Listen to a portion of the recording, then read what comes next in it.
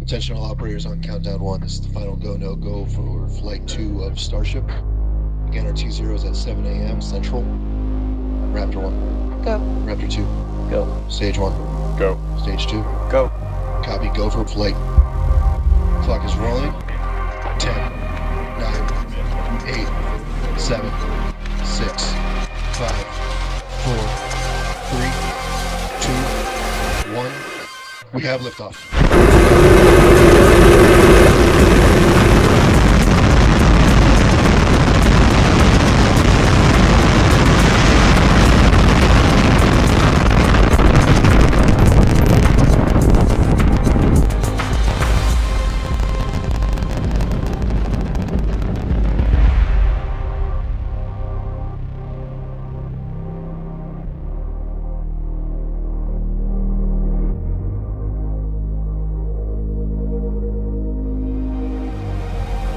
Stretcher cut off.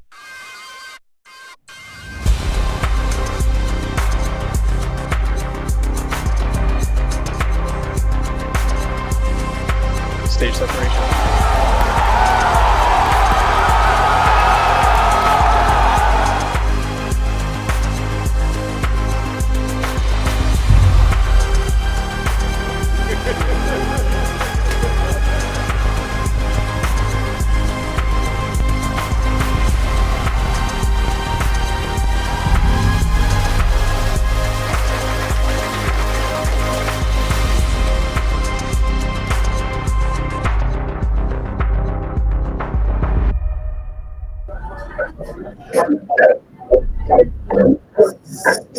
What's going on, everyone? How are you doing? Good evening, good morning, good afternoon. Depends on where you are. Alex, James, have you guys heard of the solar flare? The sun has unleashed this really strong solar flare. It's I think called the X5.1 eruption from the sunspot AR4274. Not to get too technical. Is that something you guys are aware of? Go ahead, Alex. I am actually familiar with it. The reason I got to see a bit of the aurora the other night. It is incredibly rainy right now. We're getting 50 millimeters. So I did get to see some the other night when I was having a sauna. I saw the alert come up. I had that alert actually on my home automation platform. So it actually will alert the house when there is a potential for aurora.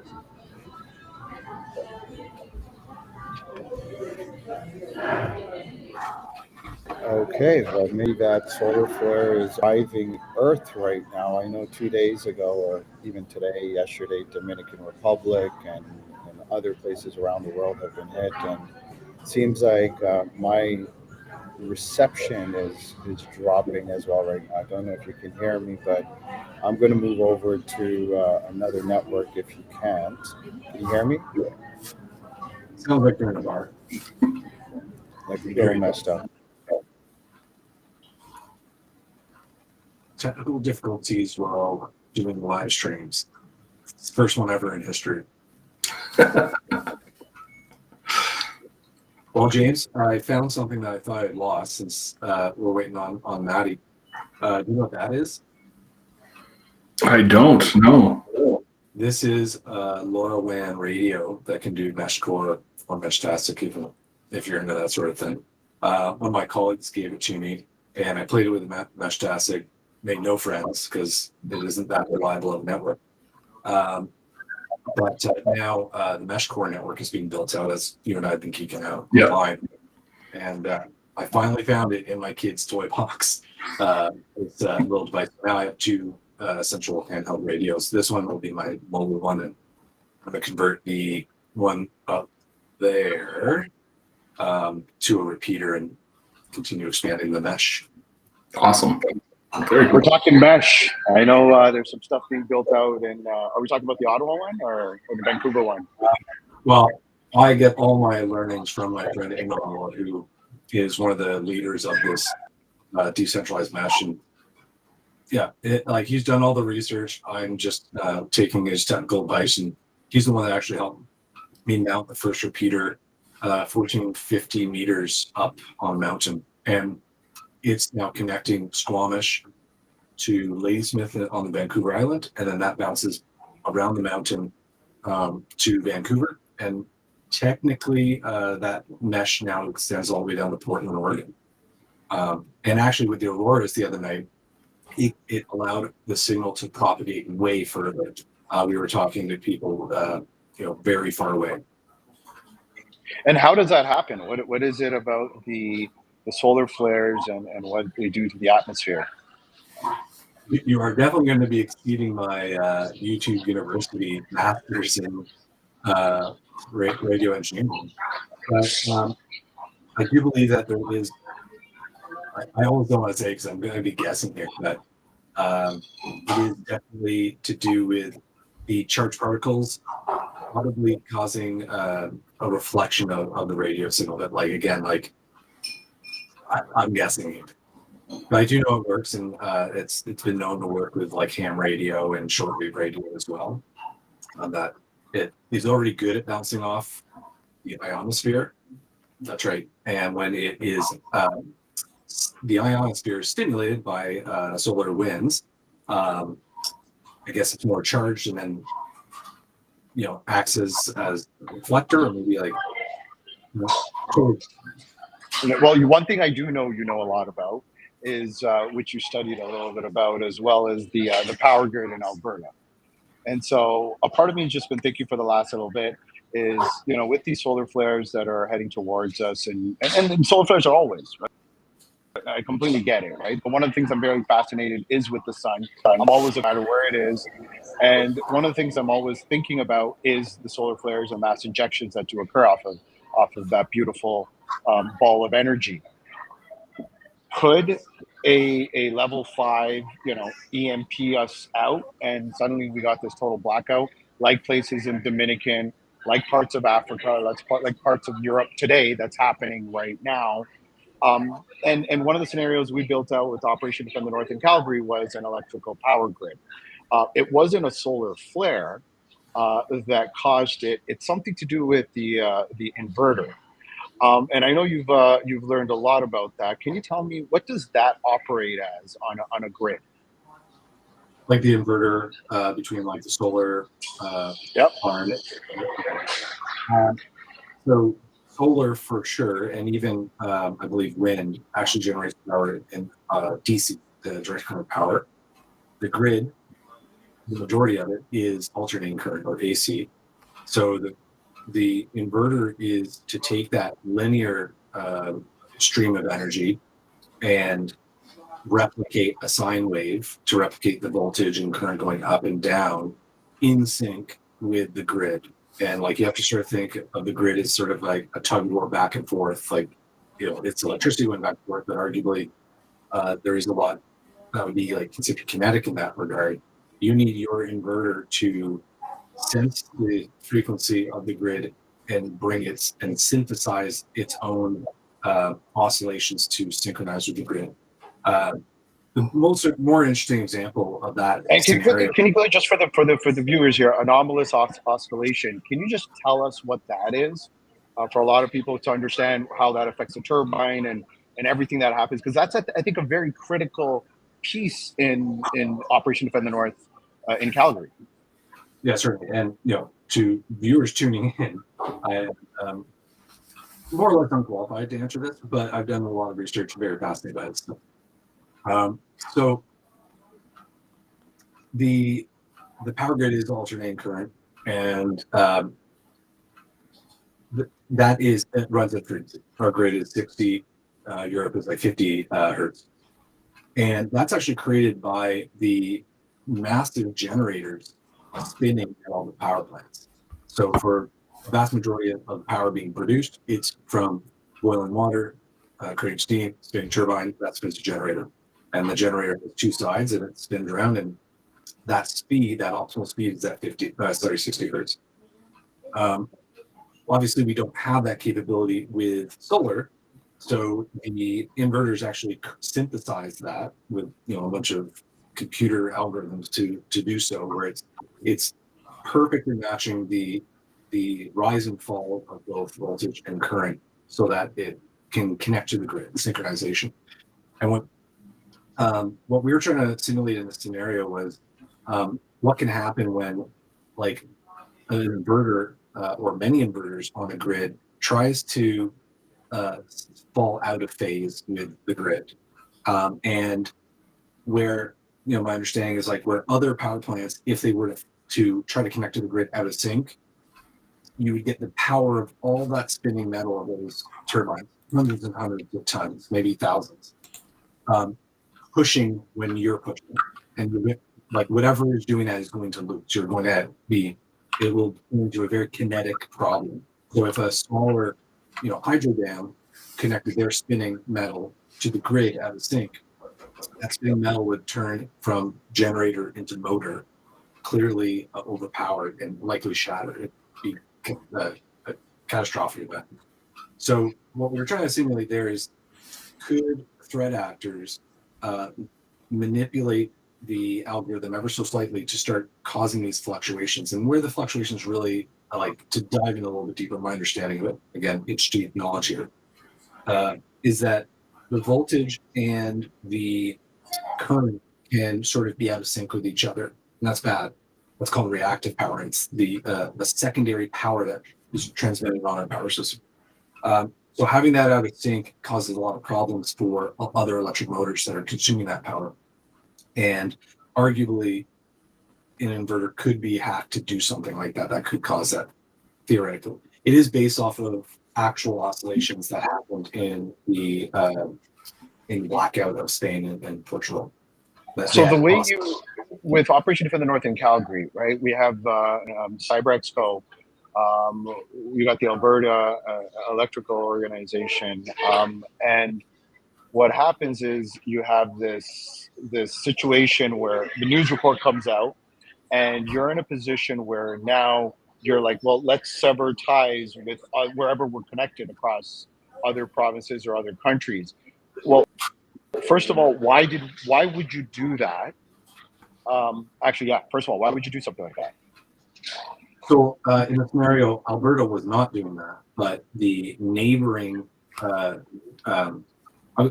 we sort of refer to the grid as this whole, but it is actually a bunch of independent parts of it that interconnect and then have some sort of centralized administrative organization.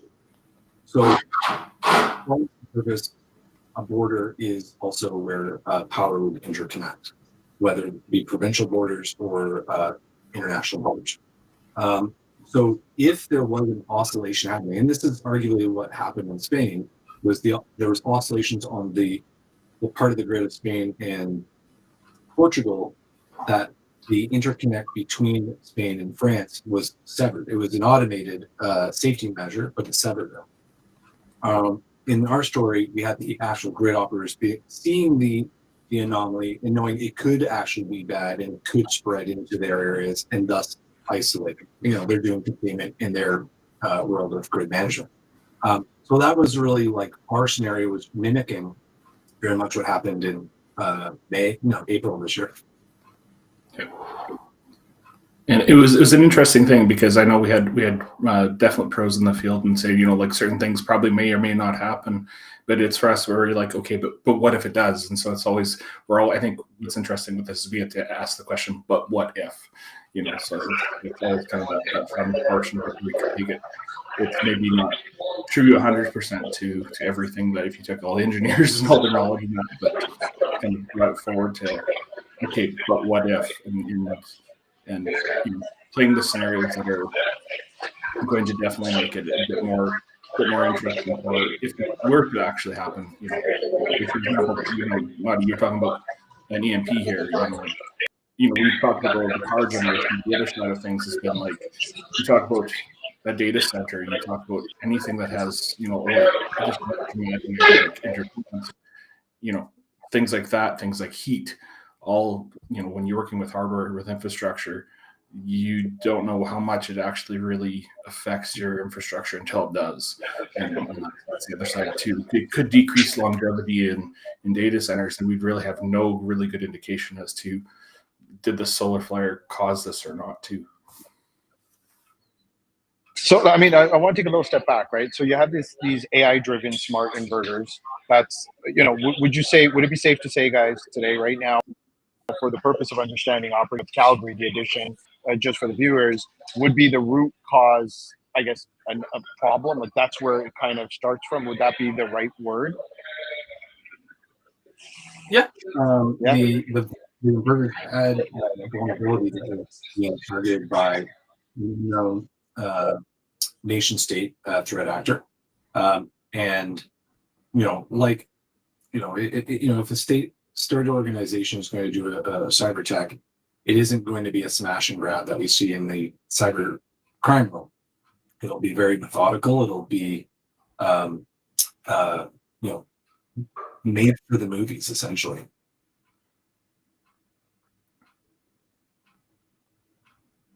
Taking this back then again, right? So you have these new systems in place, and within those systems, can you guide us through what happens next? What's the next item that causes this disturbance? Well, in the story, the smart inverters get compromised, and that's actually based off of a finding of vulnerable smart inverters in the world that had like a remote administrative capability that was unknown to the buyer. So we were tying that in. So like the idea was that the attackers got on to these inverters, put on a modified firmware that could, manipulate. And actually, we tried to replicate something from Stuxnet actually, where the inverter would still report nominal state to the grid operator, to the owners of the facility, but was actually had an algorithm starting to manipulate the frequencies, which was then impacting the grid and creating these anomalous oscillations. Just reading from the briefing here, a firmware update on the smart inverters had been completed at 7:30 a.m. At 8:47 a.m., the first abnormal frequency spike was detected, and a crucial discovery was made. Can you talk about what that crucial discovery was made and what was the problem there? So, and it's like a summary of the event that happened. Yeah, just in a nutshell. Okay. So what was interesting is, again, it is reporting a nominal state to grid operators and the owners. Well, the grid operators are going to have a bunch of sensors all over the grid, like whatever their like area of influence is. And what's really fascinating to me is all those monitoring tools, and my background is monitoring, and I found it really interesting that the grid is so complex and has so many sensors that they don't actually have like a system that can articulate the state of the grid at any one time. What they do have is a bunch of sensors collecting into this system that's running, forecasting, probably several times a minute of the state it believes. So it's called a state estimator. It estimates the state of the grid. It doesn't actually know, which I find really fascinating because in our world, it is either up or down. It is either, infected or not. So I found it really interesting that that's how grid operations work. So in this scenario, they started noticing some weird data points that were conflicting with what, say, the telemetry from these inverters were reporting. But it's not that simple. You can't like trace the hard line to the power grid, because when power is put into the grid, it's sort of like water. Like it's not your electricity. You're just pushing and pulling in unison, and you convert that to energy. So the grid operator didn't really have an understanding of who was to blame at first, and then actually started reaching out to the grid, like the power generation companies, which will be private and public, and asking them to like, hey, can you check your systems? And that's where the initial sort of incident starts with Cyberx Power Co. But at first, is it an electrical operational issue? And I try to do that with a lot of our scenarios. It's like, yes, I know we're at a cyber tabletop exercise, but like, don't jump to that conclusion yet. Like, you should be sort of following some sort of like method to come to that conclusion. It just can't be because I'm here. So I always try to like start with like a non-obvious cyber incident that then escalates to one. And that's when they start looking in, and like the aha moment was when they realized they didn't have remote management to their smart inverters, and a technician on site goes and looks at the screen, and it has a splash screen of a bit of a meme in hacker culture, but like an indicator of compromise. I'll leave it at that. I mean, this is kind of interesting because when you talk about like, and really there's a lot of immediacy in what we've been doing. When you talk about like looking back at Stuxnet as probably the classic example, how that actually functioned was basically there was a check, make sure it can actually run, and then it stays silent for a certain period of time. And so it was months that it was supposed to stay silent for some of the code in that. So it was actually quite interesting that, with us, we're of course accelerating timelines, but with this, like this could be sitting for a long time. And it was months before, the people actually start realizing in the centrifuges something's wrong here. And this is, it was kind of it was kind of, something where, it just happened to be that things aligned that it was actually ever found because of the dwell time that was sitting there. Not to go too off topic, but like, let's dig into it for a little. Think about it. If Stuxnet was reporting to longer and to everything is fine, while it was incrementally increasing the frequency of the centrifuges, which is also sort of how we made that story for Calgary. Like, you just have to imagine how many nuclear scientists tried to explain it to the boss, like, don't know why these things keep shattering. We're spending $1 million a pop. We're the best engineers in the country. Mm-hmm. And all I can think about is that Sacha Baron Cohen movie where, every time the dear leader is offended or told no, is Yeah, it's interesting. It's interesting because like nuclear science actually that's part of my family heritage. My grandpa's a nuclear physicist. So talking about stuff, and he says so much of the work is so sensitive to that. So like you're thinking, oh yeah, you think a motor, oh yeah, up and decreasing, increase the RPM, it's fine. It should last. Whereas this is like, no, it's extremely specific frequency, that you have to keep at. Well, it's interesting. I mean, you compare it to Stuxnet, and it shares a lot of similarities, right? There's a compromise through really, at the end of the day, I guess, a trusted path. You have a lot of manipulation on your physical like processes, and then you have this exploitation. Now you said, okay, we declared an incident. Your CISO officially, I think at some point declares it. I forgot who it was. And now we get into containment. So just moving this along, what kind of efforts begin to start kind of gathering intelligence and figuring out and clarifying the nature of the attack? Well, I think James was the CISO. So were you the CISO? You're right. Yeah, but yeah, I think if I remember correctly, we started to mobilize the technicians to get out to the sites because we were getting the inconsistency between the two. I think that was the first kind of step to say, okay, let's at least start getting technicians to some of these sites that aren't reporting in before we kind of get into the full containment. I think it was a bit of a rolling change as it kind of were that way, especially because when you're looking at, talking about power grids, we're not talking about, okay, we have 2 data centers and we're good. Like we have one person here, one person there. You're actually going to get somebody driving, potentially hours upon hours. Alberta's not a small municipality by any stretch of the imagination.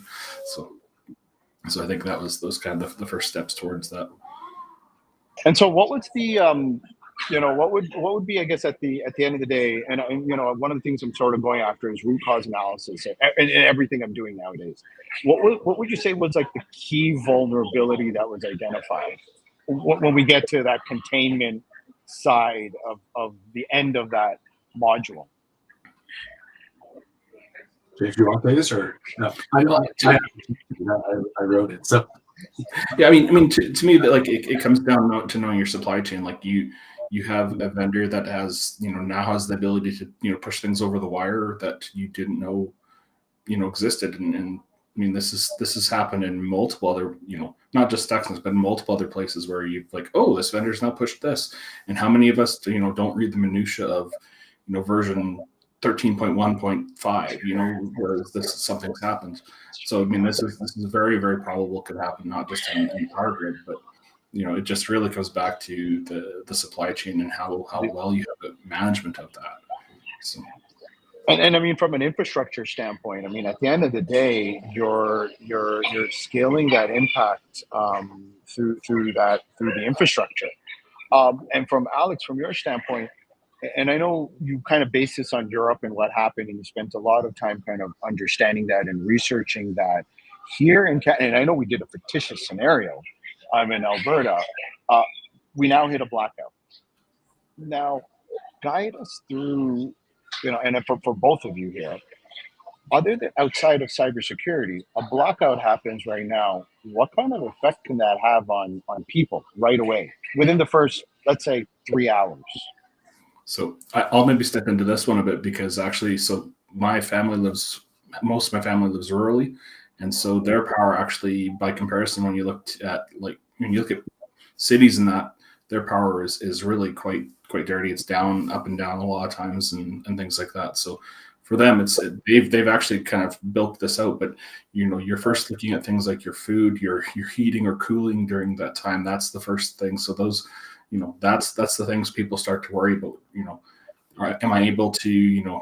It's called the food, clothing, shelter, that sort of thing. So, are those things functioning? How do I function those? How do I, you lose, if you lose water pressure, how do you go to the washroom? Like that sort of thing. So it's definitely those first needs. It's like things that are those needs that we don't know how long this is going to last. So how do we how to prepare for that when you're already stuck with that. So yeah, I mean, you go into, I don't know if anyone remembers, I know both of you do. Well, I don't know if Alex, you were in Ontario at that time when we had our blackout. Great thing was it was summer and we were young and it was something exciting. But imagine right now at this moment, what happens in the first 30 minutes? What happens in the next 90 minutes?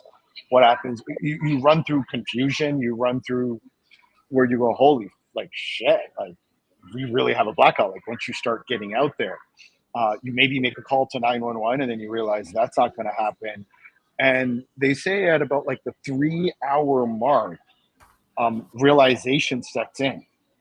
And you get into this sort of situation where you're like, oh my God. Because you don't know if this is going to go on for 3 hours more or 3 days or 3 weeks. You're hopeful. How can, just since the conversations come up, how can viewers sort of prepare for something like this, especially at a time like right now where it's cold, the weather's, it's not summer. When we had that in August, we could chill outside and have barbecues and you're enjoying it. You're actually loving it because you can see the stars. Here, you're not having fun after 3 hours in a house. But some advice from both of you on people can kind of prepare for that. Well, I'll start. I went through two catastrophic blackouts. So the first one was in 1998, I think. My town was without electricity in the winter for 10 days. And it was a non-digital world back then, for sure. But like what happened then would still happen now in terms of grocery stores can't open and sell food. Gas stations can't pump gas. So vehicles, like one gas station in our town had a generator, had a mile of abandoned cars, ran out of gas. I ended up going to my high school. We didn't stay there, that was an emergency shelter, but we did go there for food. Luckily, it wasn't that cold because it was a rainstorm or an ice storm. The 2003 one was really fascinating, and arguably some of that story is even rolled into ODT and Calgary. As much as you were having fun barbecuing, Maddie, I lived on the 9th floor of a building that no longer had an elevator. So going up and down, that sucked. And being August, it was toasty. I ended up punching out and going to my parents' place where, there was not electricity, but certainly not the stairs. But I guess the question, go back to the question, to your point, up until that 3 hour mark is this is sort of interesting. I'm annoyed. I'm happy. I don't have to do whatever I was supposed to do. I'm going to barbecue.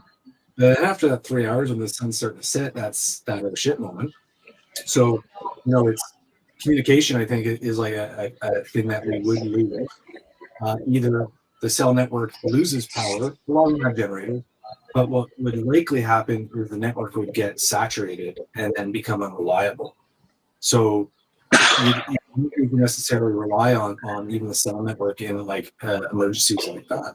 So what we would rely on would be the AM FM radio. Those are systems that I believe the government probably mandates to be hyper resilient, because they are going to be our last line of defense. And I know that actually because if you ever get to Ottawa, there's a really cool polar bunker where the government would hide if there was a nuclear attack on Canada, and they have their own CBC radio station in there to be able to communicate to the now irradiated mutant Canadians that are outside the bunker.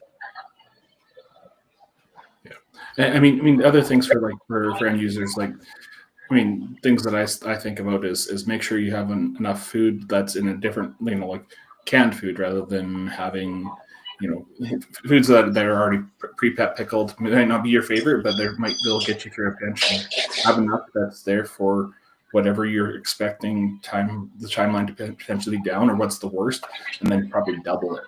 So making sure you have that kind of prep. Not just the things like that. So if you need alternate sources for heat or that, make sure you have that if your house has that. So if you have an old fireplace, make sure maybe you have a bit of wood around just to be able to start that, that sort of thing. If it's in the winter, definitely don't do that in the summer. But yeah, things like that. I know with my family, we have in every vehicle, what happens if you go off the road. So we actually have medical bags and go bags that are just tucked under the seat really well, so that in the event that something happens, you're able to be safe for the time that it takes to get rescued or things like that too. So, and what would you do if you're in a situation where you're not prepared, right? In terms of your MacGyver, for those that don't know what MacGyver is, use a genius. He can figure out everything from a napkin. He can build a rocket ship. What do you do in that situation where you're for the average human bear that's not had a ham radio or solar power or canned food or all the necessities that allow you to survive for maybe 2 days, 3 days before someone shows up at your door with a gun? What do you do for that short, some basic things you would do?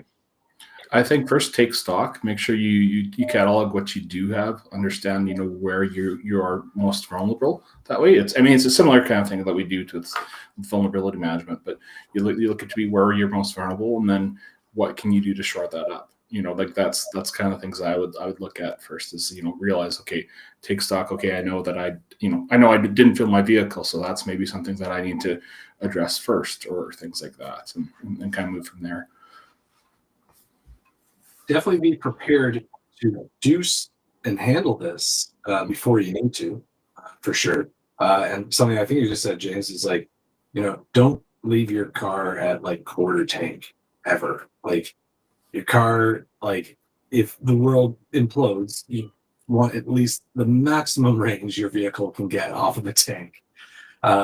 So yeah, being prepared, as an example, when I go up to Whistler, I always will go with a full tank because the highway gets shut down and whatnot. And I've been in a car where like the highway shut down for 6 hours and we had to turn the engine on and off to conserve fuel, but to heat the car. So that sucks. So yeah, being prepared like that, and like having the go bag, what are the important pieces of identification and whatnot that need to go, medications, some money and things like that is really important. Like we did have an earthquake kit. I will say it's a bit dated. It still has cat food and no kid food, and we've swapped those. So I think there's probably more people that are completely unprepared and like are going to go through their their kitchen cabinets until they're out, and then hope that some public aid is available. And again, that's generally what high schools and whatnot are converted to during these times of need. And we do have a lot of good emergency systems in place, but again, depending on the catastrophe, like it could really overwhelm anything that the government is ever prepared for in that regard. Yeah, and I have a little list that I created a long time ago, just putting together. And one of them was right off the bat. I tell this to people all the time: is fill up your bathtubs, sinks, buckets, anything you can fill up very quickly, because water pressure is probably one of the first things that die out fast on a blackout. Number two is just have like backup power. It doesn't cost much to buy little batteries that you can just charge things up. Getting a flashlight, like just having like a kit of things around. Another good one is not opening your fridge. One of the things people do right away, boom, they open the fridge and they're like, oh my God, and they're standing there and the fridge is open. You got to consume that cold air, because it is what it is. If you're close to an ATM or there's a way you can get in there, do that. As Alex said, always have your car at least filled up at least 75%. Moving into the warmest part of the house, everyone knows where there's a warm part of the house and the coldest part of the house, to kind of consolidate and get together. And last but not least, a couple of things is, if it's cold right now, one of the things that I would do right away is take a lot of the extra blankets and things and covering the windows. So you're kind of building a little bit of an igloo, possibly. And of course, elderly people and stuff like that, if you have neighbors and things like that, it's always nice to, but I know things get crazy. Okay, so going back to ODTN, we're now in, we have this containment. I'm kind of moving fast because we only have about 15 minutes left, and I really want to get to like, what did we learn from this? We get into recovery. Black start, what is that? So believe it or not, most power plants require grid power to operate. And I know that sounds super counterintuitive. Well, whether it's a coal plant or a nuclear plant, you've got a lot of machinery moving stuff. In coal, it's a conveyor belt of hundreds of tons of coal. With the nuclear power plant, you're moving a ton of water constantly. In fact, the motors to move that water, when their startup power consumption is a megawatt, which is like the power consumption of a town. So they need that grid power to be able to move water and whatnot to then heat the reactor. So in the scenario in ODTN, a few different things cause the grid to collapse, but essentially, because these power plants are very expensive to build, any risk of the grid pushing power into a power plant, which is not ideal, will be tripped. It'll trip a safety breaker. And if you do that to the entire grid, like a power surge, which we simulated with the AI data center going offline, and all that unused power then went back into the grid, it trips all the power plants offline. So your grid's down. Now the problem is that they can't start because they don't have enough electricity. Yes, they will have diesel backups, like a nuclear power plant will definitely have diesel backups, but that is to maintain the cooling system only, and would not be enough power to maintain the pumps to provide all the pressure of an operating reactor.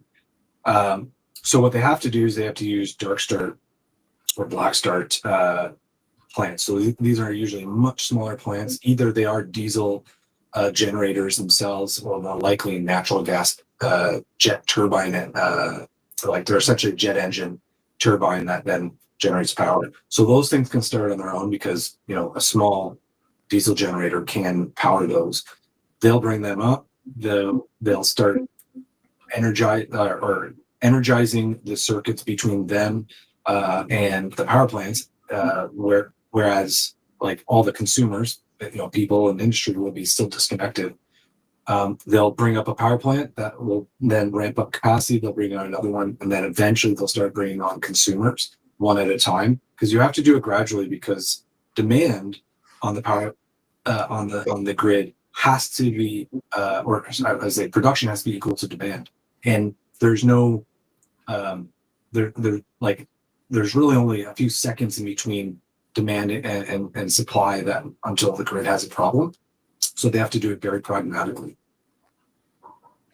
So James, from a like crisis management, like what's the reason why you split an incident response team into multiple shifts, you know, as you're preparing in a crisis? Well, I mean, you really don't know how long things are going to last. It's the same thing with any, you know, any issue that we're talking about here. You're basically you need to have your people running at peak, and not just peak efficiency, but peak focus as well, right? So you want them to be able to focus on the issue at hand. So when you split those out, that allows you to keep people, you know, running hopefully 8 hours, maybe 10 or 12, depending on how many you have. But at least a split shift will allow you to do that. If you can run in 3, it's great, because then you get some handoff in between things happening, where people are actually still functioning normally like it's a normal work day. You know, people can function really well within that. After that 8 hours, you do start to drop in your awareness and that. So to me, like that's a lot of it. It's just keeping that consistency, because when you're working the issue, you're looking at consistently trying to build back to normal, and you don't want anybody, you know, going off and doing hero moves. You want them to actually just make sure we're methodically doing what we're doing. And so when you do that, you hopefully take that out of the equation. And so in this scenario, Alex, Triple CS, again, this is a fictitious scenario, recommends removing and disabling this particular thing on the affected inverters to obviously prevent re-entry. What is that and why? Yeah, so, you know, in the middle of the scenario, Triple CS, or Canadian Cybersecurity Center for Cybersecurity. That's why everyone calls it Triple CS. You know, they work obviously with the intelligence community, get threat intelligence, and then distribute it to the private consumers. So through the actual incident, that intelligence comes through that channel to both the grid operator as well as CyberSpectrum. And actually, there's 2 communications. The first one is they're vulnerable, and then the second one is a recommendation on remediation, which is physically removing the radio controller from the inverter, and that is taking from the actual real smart inverter vulnerability from earlier this year. So, like, yeah, there are definitely scenarios where you know, advisory like that could suggest removing something, a module from a device. Now, the dilemma I created was, well, the manufacturer and the warranty would probably say, do not take that out. So, you know, I brought that up. It's like, well, you know, is this a risk that we then lose support of this smart inverter, which potentially we do, right? Maybe it's not that you just buy it, but there's also a support contract, and if you don't pay it, it stops working. There's plenty of examples of that in our world right now. So we put that dilemma up, like, you know, what do we do? So I do believe it was agreed to remove and worry about the consequences of the vendor afterwards. So in the simulation, your CEO makes a controversial directive for the recovery phase.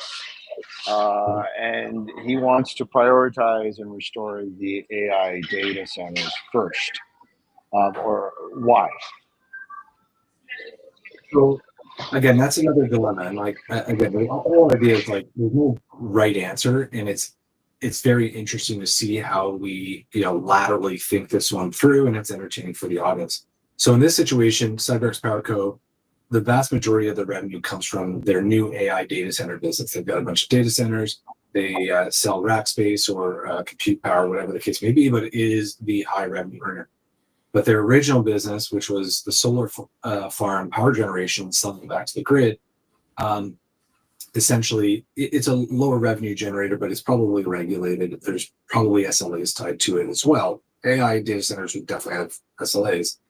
So the dilemma is that the grid operator is now scheduling CyberX PowerCo to be ready to start producing power at a certain time, which would distract the company from recovering the AI data center business, which has massive contracts.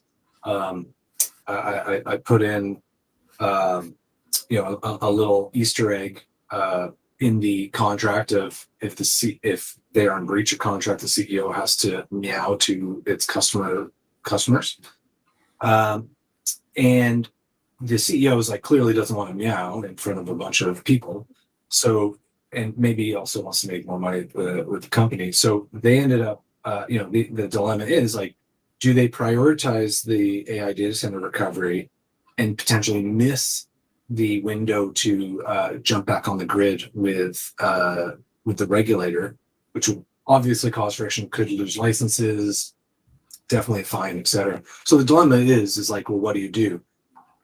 What the CEO says, and help the company make more money, or do the right thing, be working. CyberX PowerCo, and a lot of the players got sort of concerned about that, but CyberX PowerCo's power generation capacity isn't going to make or break the Alberta power grid. It's there to produce, but it's not going to inhibit the recovery.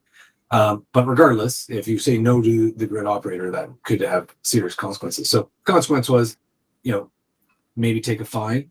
And why I like this is a lot of the players are like, no way that would happen. Like, well, there are lots of heavy industry that make the decision every day to pay the fine instead of do the right thing and stop polluting. It's a cost of doing business, unfortunately. But what was fascinating is that it was unanimous that all players were on the side of morality and bucking what the CEO said, which I found really fascinating.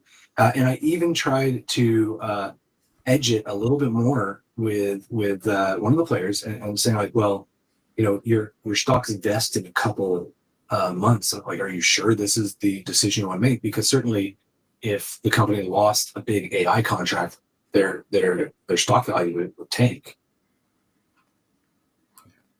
It was really interesting because I remember being asked that question, and I think when I did that, it was a big inhale and a big exhale to try to figure out what I would do, actually, because I think maybe what it is might be the people we had as advisors is the tenure in their organizations and where they've been at. So like for me, I was gonna say I would have been the good little soldier and do what the CEO says probably if I was earlier in my career, because for me that's the realization for me now, the morality of it is definitely the driver, right? Like whereas the decisions they're making are more business decisions and less taking orders, I guess now. So we're acting as an advisor to them. So like imagine. Yeah. And imagine for a moment you had a multi-billion-dollar company, and it wasn't a Bitcoin, it was one Satoshi, which is like 0.75 cents, right? Was the ransom, and you would be like, well, would the CEO and them approve and pay that ransom of 75 cents because that's all it is.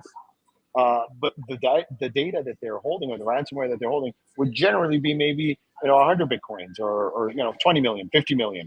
But from an hacktivist sort of standpoint, it's to prove a point that are you going to pay even 75 cents to get your data back that we know we can charge you $20 million for. So which now comes to, and within the scenario, you have the CEO that's put in this like ethical dilemma. That you sort of painted in this, Alex, and the scenario, and it took me back to when I saw it. It took me back to 2016 with Joe Sullivan, where we can kind of take away from. And I don't know if you interlace that story into this, which was, and for those, he refused to publicly disclose immediately. Prosecutors later argued he followed an executive culture of this, secrecy that Uber sort of culture had, and he became the first CISO in the United States history, I guess, convicted, right, for the situation. Now, in this scenario, though, and for yourself, James, what is the ethical responsibility of a CISO when they're faced with an executive order that contradicts, public good at the end of the day? Yeah, I mean, and I could be different from others here, but to me, it comes back to the ethical considerations. It's, if they ask me to do something that's unethical, I feel like that's the way I have to follow what the ethics are. I know it's interesting actually that more and more I'm seeing cyber insurance. I'm seeing actually professional designations where you actually you've written on the dotted line that you are going to act in the best interests of the business from the aspect of an ethics perspective, not from the bottom line. So it's interesting. I think for me that's more and more becoming a driver, and so I think I'd see that more and more now. Having not been in that situation, at that scale, of course, I'm speaking, hypothetically, or speaking from a soapbox that maybe I shouldn't be holding right now. So I'll approach this a little bit more cynically. The quote out of Freakonomics is that morals is how we want to act, and economics is how we actually act. And you see countless times where corporations are behaving badly, and it certainly isn't just the one CEO, only the only one complicit in the fraud, the crime, or whatever. It's a bit of a trickle down, and there's like this sort of mob mentality for a piece of it. But to be honest, most of it's incentive. Like most of these executives have huge like bonus structures, etc. They want the numbers to be a certain way, and they will put morality at a back seat for it a lot of times. So that was really what the point of that scenario was, is like, hey, it's totally a normal thing for businesses to make unethical decisions. The corporation exists to arguably allow people to do such things. But it was very fascinating, and like what Matty was getting at was like, Vivek, one of our players, like really said it like really on the nose about how like one of the roles of a CISO is to be the ethics and the morals of the organization and be prepared to say no or be prepared to quit. It all like the biggest currency or the thing that you got going against you in your position as a CISO is time. I mean, that's all you have, and every second that goes by, and we have this national economic impact is costing an organization millions and millions of dollars. You then have politicians, and you're hearing about reports of criminal activities and or just everything that can happen from that decision. And all you got to do is just look the other way for a couple of hours just to make things right. It's a challenge that a lot of people face, and just for those just listening today or in the future that may stumble across this, what are some pieces of advice that you would give James and Alex? I know you kind of discussed it from a scenario standpoint, but just things that people can do to figure out that gray area. See, the black and white, right? It's sometimes that gray area that you're pushed to a geo-economic situation where you're like, you know what, I'm going to lose my job. And there's no job out there for me, or what, I'm going to be blacklisted. The pros and cons and how people go through this, I'm assuming, for me, it's always clear, but there's always this gray area for people that are employed, and the economic conflict of interest is overbearing. Yeah, I mean, for me, I would say that is this the mountain or the molehill, that you're looking at, and then is this the one I'm prepared to die on? And if I am, then then so be it, and let's prepare that way, right? Like that's the thing is, if you have to understand, what the situation is, and basically create a conviction around it, right? Like, am I convinced that this is ethical or unethical, right? And that's where I think you have to, and being assertive of that decision once you've made it, I think is the other side of it. So to me, like that's the way I kind of would approach it. There's going to be situations where it's like, I don't know, it could cut either way, that's how I would take it. Alex.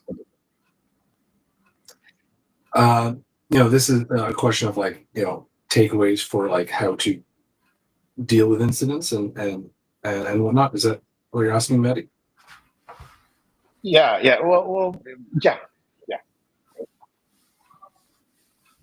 I think we have to recognize that I was actually doing a little bit of LinkedIn back and forth with one of our players today, and the incident.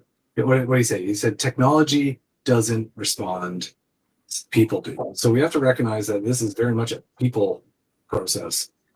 We got some cool tools to give us some insights and data, but certainly incidents fall well outside of what those things can do, even with the old LLMs. And you got to recognize that your people have gas tanks that will run out. They also have mental and emotional needs that, if you have a shitty culture, is going to highly impact the blast radius of your incident. And also, accepting that there is probably no really good answers and you will make mistakes. There's 10 things you need to do in the first 10 seconds of an incident, right? So recognize that you will be dropping balls, etc. And really, the proactive piece there is practice, right? These tabletops build that muscle memory so that you're not relying on opening up an instant response plan, which is ridiculous in the heat of the moment. You're not relying on digging through the cobwebs of your mind on what we should do. It's instantaneous and it's automatic because you've built the muscle memory.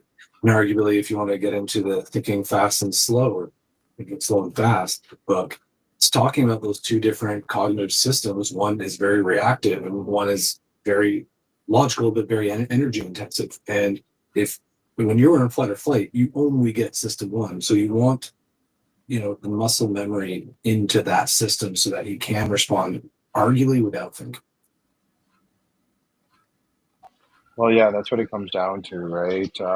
CISO is morally obligated to do the right thing no matter what, especially in the role that CISO role, maybe 15 years or 10 years or whatever, was, or even a CIO or a CTO was huge, but not that. But now with everything connected and everything just a 1,000% self-reliance on the digital world, you have a lot of, the weight is very heavy. And when you're in that room and the chaos is there and everything's falling apart, what's one of the things that leadership usually avoids? In a good or bad? You know what? Both. It's because I've been in a lot of situations where leadership will avoid, let's say, responsibility and put it on someone else.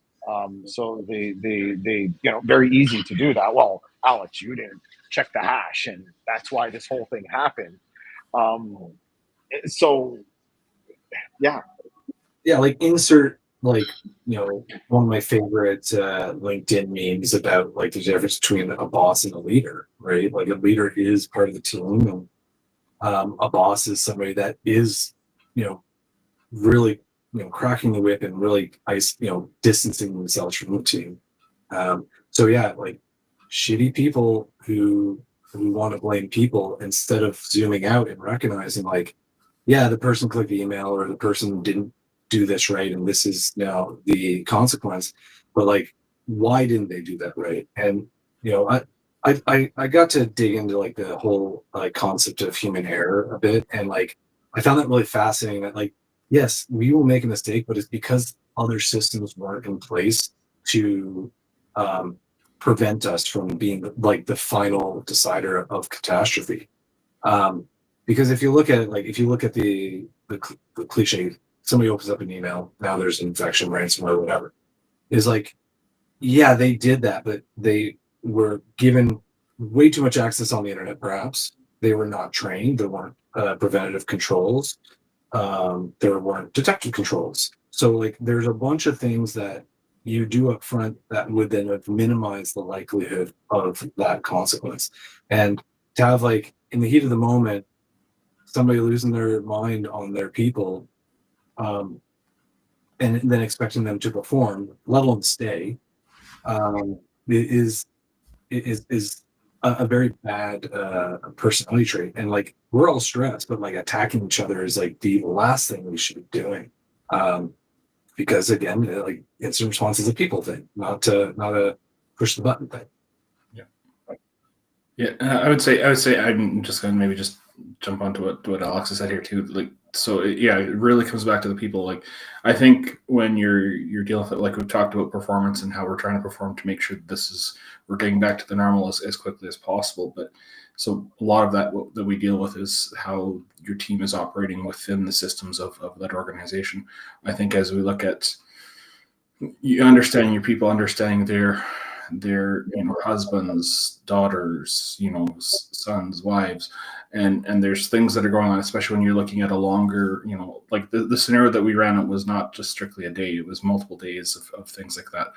They're going to be missing birthdays, they're going to be the kids going, in smaller cases, the kids are going to be missing out on some events, or one parent's hyperloading to deal with everything for everyone else. So I think part of it is understanding when you're looking at your team operating, I think it's great to be looking at the scenario, but it's also thinking about them as, the other 16 hours of the day that they have normally, right? So that, when you're asking them this, you're checking in depth in that sense. I mean, you're not going to get into, the minutia of everything, but making sure you're checking in that, if there's things that, you need to adjust and adapt to be able to keep them running at optimum, that's I think definitely key. Yeah. So Alex, rounding out now and bringing this to some sort of soft landing. Someone was to watch Operation Defend the North, the full 5 modules, and walk away. What is the lesson you want people to take away from all walks of life from a cyber standpoint, right? Because I know this was built around the OT side and specifically around the electrical grid, but someone in healthcare, or someone in finance, or someone in, across the board, because we're all affected and everyone's affected with these, budgetary restrictions and just AI, the reliance on AI. So what would be that piece of advice that you've learned or you wanted to people to take away from this incident? There's a lot. So first and foremost, like we try to roll our scenarios to include the non-technical side of an incident, like the societal impacts, which is why we have the economic counter of what it's costing the country. Power grid going out certainly affects a lot, if not all people, at least in that region. So first and foremost is people need to have a better understanding of our dependency on technology, and recognizing we need to either make it more resilient or be more resilient ourselves. And that's both individually, but also business-wise. So that's the first thing. The second thing is like understanding like the chaos that is incident response. We write these plans with the aspirations of a linear wrap it up at 5 p.m., but like it certainly is not that. And mainly because it's something I really push on all the events is like, detection's hard unless it's ransomware. That one's pretty obvious, but like it can be very hard to determine that you've got a cyber incident, particularly because a lot of attackers are hiding in plain sight as a compromised user, accessing all your data, because access control and data security is hard, and so is identity and access management, which is like unfortunately like a good combination for how a threat actor can persist and exfil data right under your nose with all the cool tools that you may have. So it isn't. It is something that we want to recognize as a practice. That's quite obvious, and take those lessons learned of like where you fail. If you're going to do a tabletop, like you want to fail. Like I know that sounds counterintuitive, but you want, like, if you have a tabletop where you guys are patting yourselves on the back afterwards, you're blowing it. That is not a good tabletop because it's not stress testing your processes, and the best process still has flaws. And that's the point. Is it's making sure that we can repeat certain standardized processes that we agree are good, and more importantly, make it so we don't have to make decisions when we are under the gun and arguably maybe even have decision fatigue. So I think those are some good takeaways of from the audience at large. James? Yeah, I mean, I know it's hard to follow. Yeah, I know it's a hard to follow. I mean, it's interesting when Alex is saying that. It just says the whole saying that I had an instructor of mine in college that, weep in the dojo, laugh on the battlefield. Those are absolutely, it's the place you want to fail because that's the only opportunity you get to fail, and it doesn't cost the organization, doesn't cost yourself. Right. Yeah, well, reading over some of the notes from Operation Defend the North, develop a proactive crisis communication playbook, right? Create a pre-approved communication template, holding statements. And I was watching some love them or don't, Elon Musk, and one of the things they asked him was, these rocket ships, they blow up so much. You have all these rocket ships here, this genius, and they're blowing up. And he talked about, we want them to fail. We push them to the maximum limit so we can test them. So when people are in there, they don't blow up. And so you're absolutely right on the incident response. But now, how do you balance that with mental health? Because if you want to simulate in an organization, the thing that scares me, guys, and I gotta say it, we rely heavily on systems that we don't know anything about. Well, I rely on the electrical grid system that I rarely meet the people who run these. I rarely get to question them and ask them. And when everything goes down, and the people that are in charge aren't ready, what happens then? I've relied my whole life on these groups of people. How do you deal with the mental health in terms of running these tabletop exercises? Because you gotta it's like that rocket ship. It's gotta be beaten and punched out to make it better. So what kind of mental health things can people sort of prep for these sort of incidents? Well, I think part of it is actually, it comes back to kind of how you operate your incidents, your incident tabletops. Do a lot of them, iterate, and then part of that is iterating through the stress level. So when you first start doing one of these, don't bring it in the highest stress level that if you've never had a team run through one of these, you don't want to see them screaming through the room. But as you progress, as you get more mature, add things that would be that thing that would, I don't know what to do, or I want to go run scream from the room. But because I've done this before, I have that muscle memory, like Alex has been talking about.